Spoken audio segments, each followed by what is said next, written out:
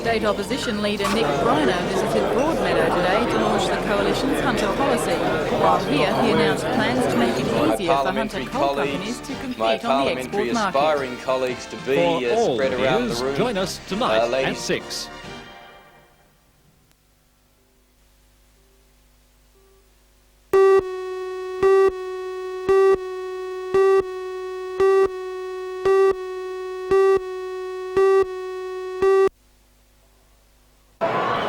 Despite the great pre-season build-up by the Knights, culminating in last Sunday's 24-12 win over Manly, the fair dinkum stuff starts tomorrow when Newcastle takes on Parramatta at the International Sports Centre. Downing the Sydney Premiers was a feather in Alan McMahon's cap, but he says the Premiership battle will be the real test for his young side. Giving no secrets away, the game plan has been set for the match.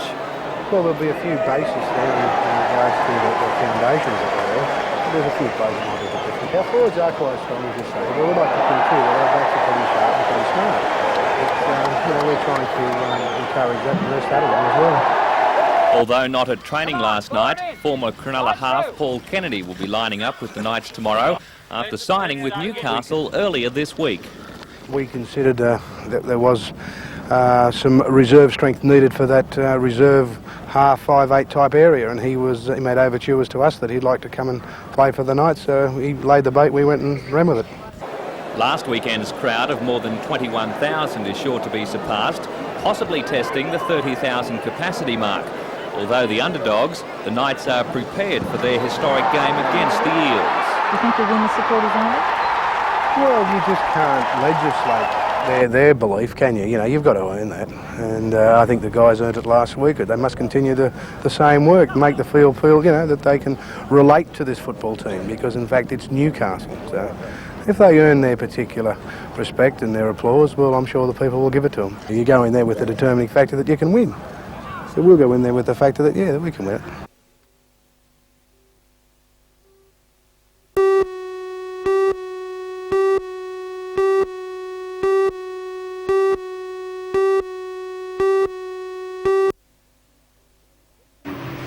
A battle royal is expected between the favourites Ross McCaskey, newly crowned state champion Walter Giles, and former state champion Lismore's John Leslite. Giles won the state championship last month in the last lap of the 40-lap title after chasing McCaskey for the last 10 laps in a bumper-to-bumper duel. Queenslanders Alan Butcher and Mick Rowell go into the event as the dark horses after recently rebuilding their machines. Home favourites John Smith, Graham Milford and Ralph Ranger will have local track knowledge as an advantage and are expected to give the visitors a big run for the $4,000 in prize money. Modified rods, street stocks and litre sprint cars will also be featured, as will the first ever backwards race for stockers. Brendan Myers has just ripped the back.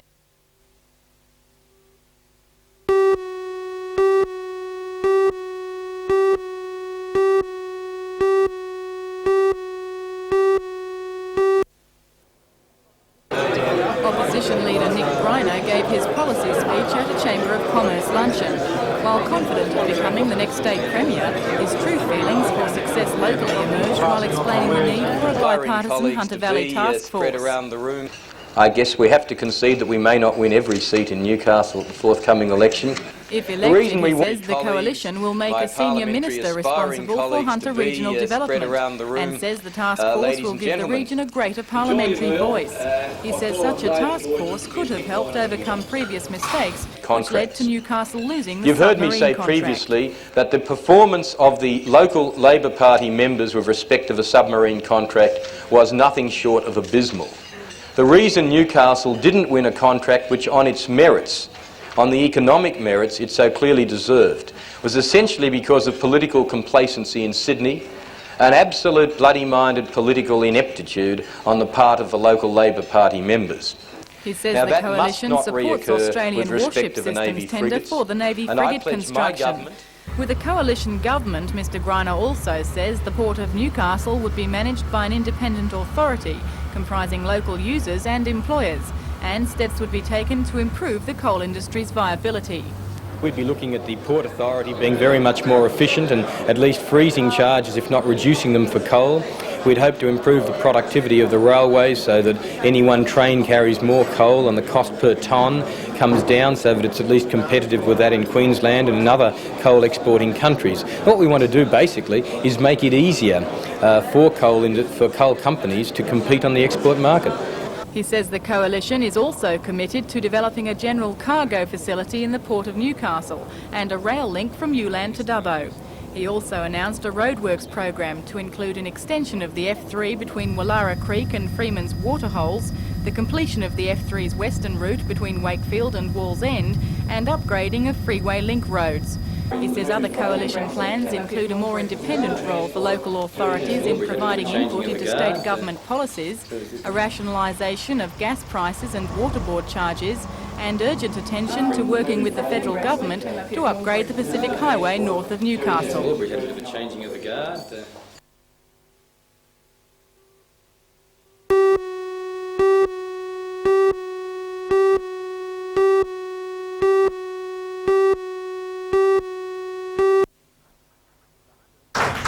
The Hunters have been the most consistent team in the South Eastern Basketball League, which takes in teams from regional and city areas of Tasmania, South Australia, Victoria and New South Wales.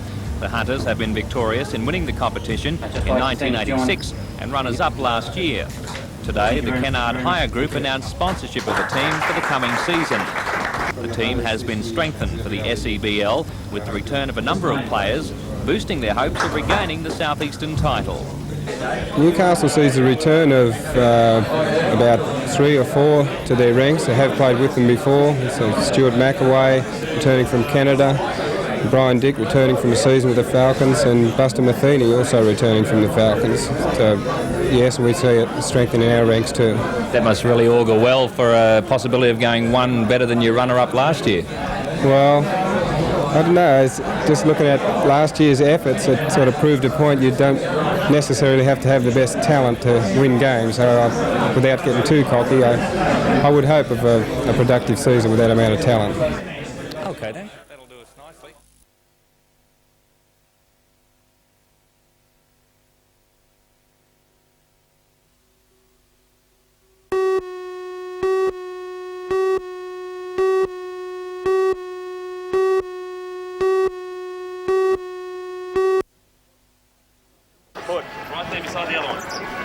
The Prawn is not an imposing beast, but it could be the only crustacean ever to enjoy Bicentennial endorsement. The Myall Prawn Festival is a bicentennial event this year, but that didn't break its apparent jinx as far as the weather is concerned. Leaden skies greeted the festival procession and crowds were noticeably thinner. However, the official opening by Ray Deneen was an encouragingly optimistic start, and Tourist Association Chairman Robert Eakes says the festival has enough to offer to keep the crowds rolling in. Yes, we have the famous Mungo Cup, but to top it off we'll have the World Championship Prawn Eating Contest on tomorrow, and if you can shell and eat a kilo of prawns in under 5 minutes, you might take it out. The World Prawn Eating Competition is a Guinness Book of Records attempt, and as any prawn lover will tell you, plenty of practice does no harm at all. Prawn eating competition. Hang on, we're nearly there. Start the clock.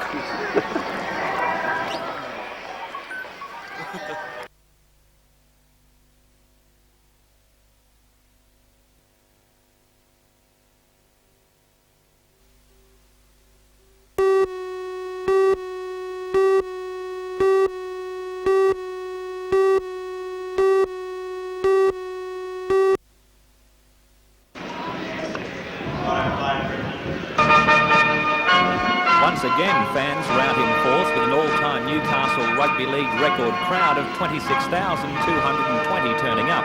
Like last week against Manly, Newcastle took on a team full of stars, including internationals Ella, Groth, Sterling, Kenny and Libner. Newcastle scored first points with a penalty goal from Robbie Chu, but the lead was short-lived when Ella booted a penalty to even up the score 2-2. Kenny was devastating each time he got the ball and set up the first try for Ericsson. The Knights looked far from impressive. With so many unforced errors, they gave themselves no chance of getting into the match. After 2 more two-pointers from Ella, the Eels were up 10-2, with the Knights' defence looking brittle each time Parramatta threw the ball wide. Eric Groth scored the second try. He was far too big and strong for the defence. It was converted, and Parramatta went to the break with a commanding 16-2 lead. Only twice did Newcastle look as though they might score a try. The first followed a chip from Chew. The second opportunity was in the second half when winger Quinton couldn't quite get to the ball and ground it. Parra's last try was a classic, with the ball going through the hands of Kenny, Groth and Ella. Newcastle will be looking to improve their performance when they meet Western Suburbs in Sydney next Sunday. All the Kangaroos were involved in what earlier the great scored, and there we saw the combination.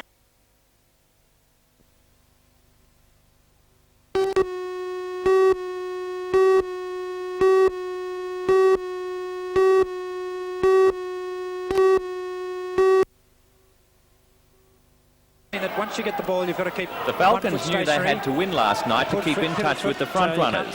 Right from the start, they took the lead and never surrendered it for any stage of the game.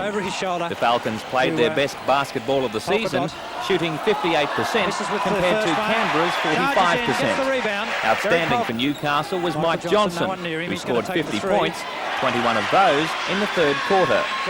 Wayne McDaniel was brilliant also, with 18 rebounds and 41 points. Derek Polk played his best game with 17 points and 14 rebounds. With only minutes in the game to go, the pressure got too much for Cannons coach Jerry Lee, who was sent from the stadium after attracting 3 technical fouls. The Falcons now have 3 wins from 5 matches and next week play at home against the Sydney Kings.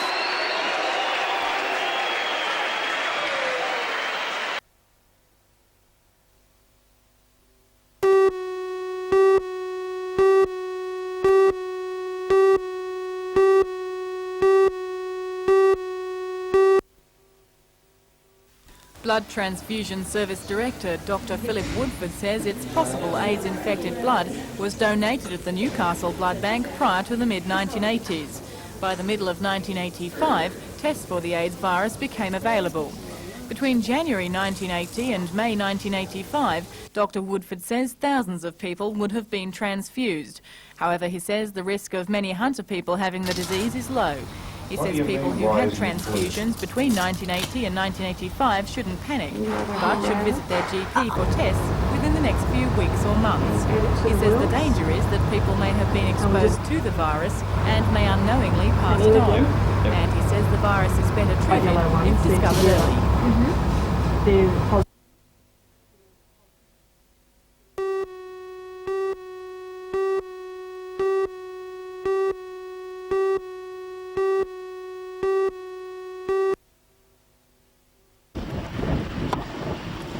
Conditions were far from perfect for today's finals, with strong winds causing players to be more cautious than normal.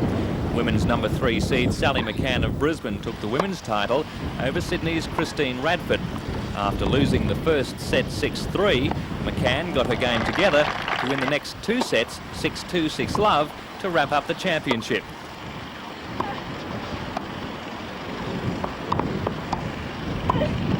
While 2 18-year-olds fought it out for the women's title, it was 2 17-year-olds in the men's final. The world number 1 junior Jason Stoltenberg of Narrabri was up against Todd Woodbridge of the Australian Institute of Sport.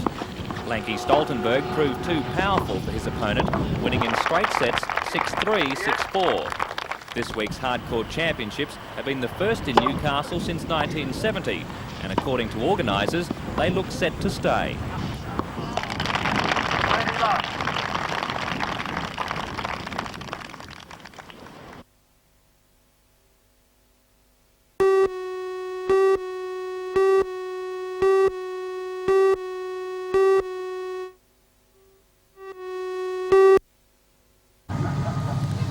For nearly 200 vessels, yesterday's competition marked the end of the New South Wales Interclub Silver Anniversary Tournament. As the weary anglers brought their catches home, hundreds of spectators scurried for the best vantage points at the Nelson Bay weigh-in. Held over the past 2 weekends, this year's Bicentennial event has been described as one of the biggest ever seen on the world game fishing circuit.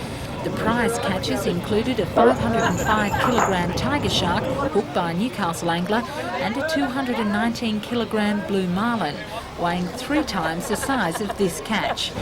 The crew of Lake Macquarie vessel Real Fish caught the largest mako shark, weighing in at 259 kilograms. Despite the rough and rocky conditions on the weekend, which prevented some game fishermen from hooking the big ones, organisers say there's plenty of fish in the Port Stephens Sea to lure competitors back to the annual event. In captures, it's undoubtedly the best tournament we've seen. Undoubtedly, a lot of marlin, a lot of sharks, but particularly a lot of fish tagged and returned to the waterway. And the anglers will be back again next year? I hope so. I would think so. We've given them a good weekend last weekend. We can't judge the weather for them. We'll do our best again next year.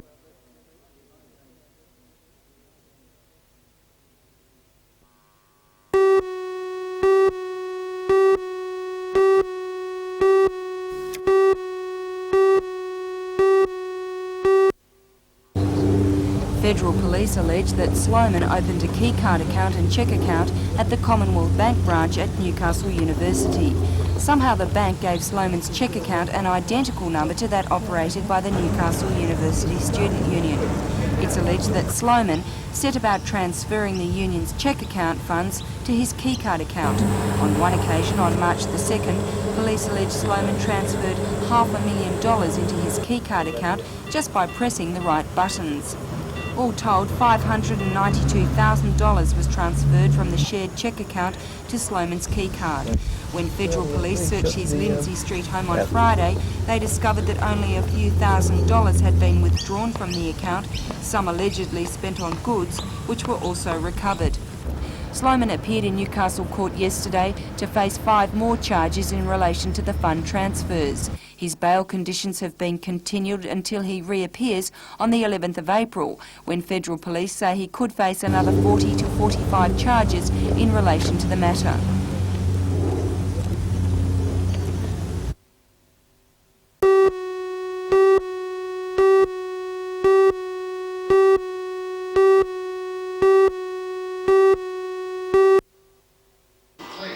Jack Mundey is probably best known for his green bans, which helped save many historic areas in Sydney from being pulled down and redeveloped.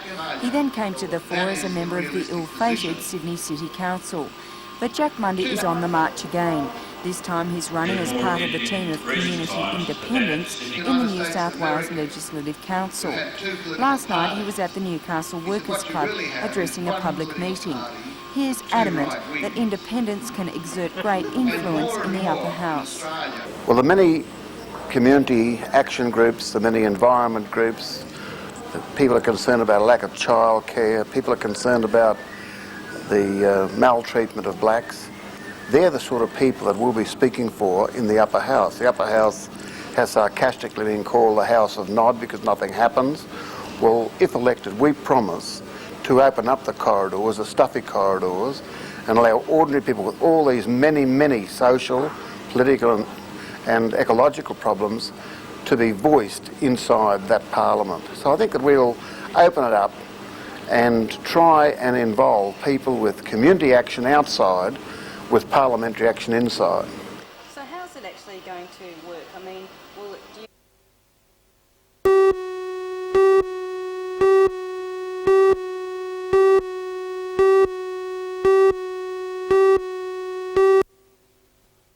It seems that Lake Macquarie's Bicentennial grant has always been at the centre of controversy. From the time the council decided to abolish plans for the Spears Point Park Cultural Centre and pick a new project, the grant has attracted lively debate.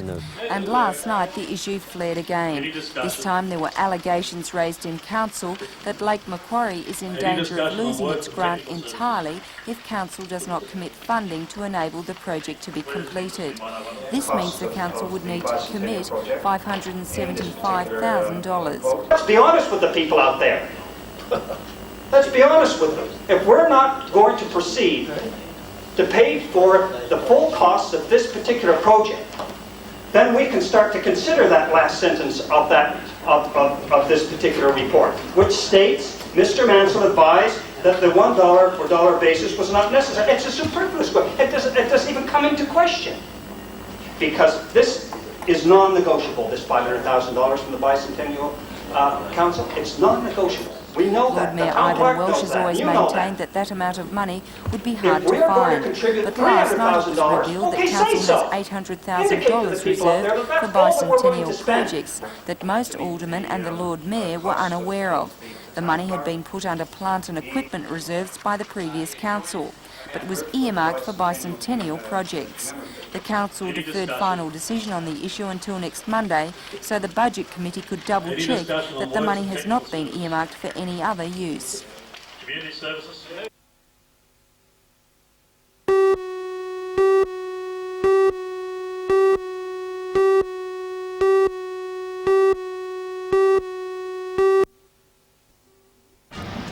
The Minister for Education, Rod Cavalier, was in the Hunter today talking with teachers and students at Singleton High School. During his visit, the Minister defended claims by the Teachers Federation that there is a crisis in senior high school years. For all the news, join us tonight at 6.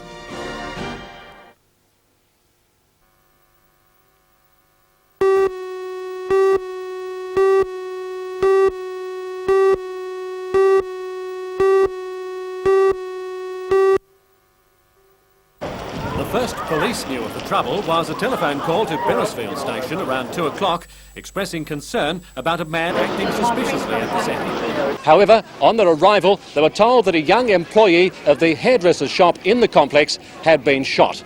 They made their way immediately to the hair salon to be greeted by a man coming out still carrying a weapon. The first police officer on the scene followed the man, and 4 doors down from the hair salon, he drew his revolver. June Taylor was horrified when she realised what was happening right outside her news agency door. Just come running along there and said, "Stop or I'll shoot." And he said, "This is a warning," and he fired the one into the air. And I was watching him and I didn't see the offender, but I think he got into the car and then he fired 2 more shots. Those shots hit the front of a small dark blue Ford sedan, one lodging in the radiator and the other glancing off the bonnet. Meanwhile, the gunman climbed into the driver's seat of the vehicle, turned his weapon on himself and fired. A blood-stained seat was testimony to that.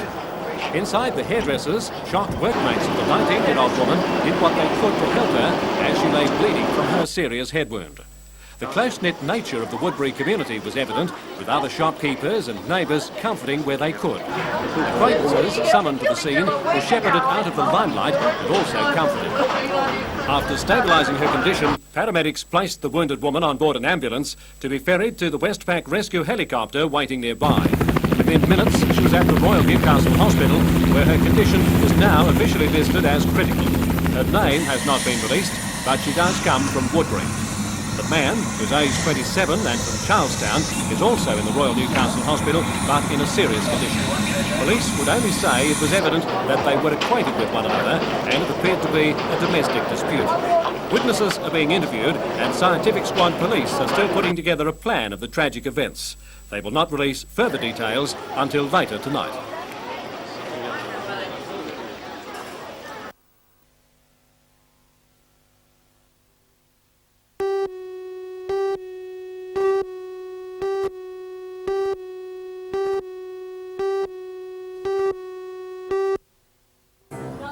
Last night's dinner was attended by women of many different ages and professions, but with at least one thing in common. They are all concerned with the role of women in the workforce and how to change that for the better. Betty Maudsley of the International Women's Day Committee says the day helps women assess their progress. It's a day which brings all women together on the one celebration. They look to see what they have achieved over the years for women's equality, but they also look at what yet is to be achieved to achieve full equality. Last night's dinner was a casual affair, with the Footlice Comedy Theatre providing a light-hearted look at women in the workplace. However, although the gathering could boast a mayor in Cessnock's Marie Callaghan and an ex-Lord Mayor in Joy Cummings, Betty Maudsley says there is much that women still need to achieve. Even though it has been brought out that in law that women receive equal pay, it is still not a reality. women receive around 70% of the male wage, even though the law has been passed.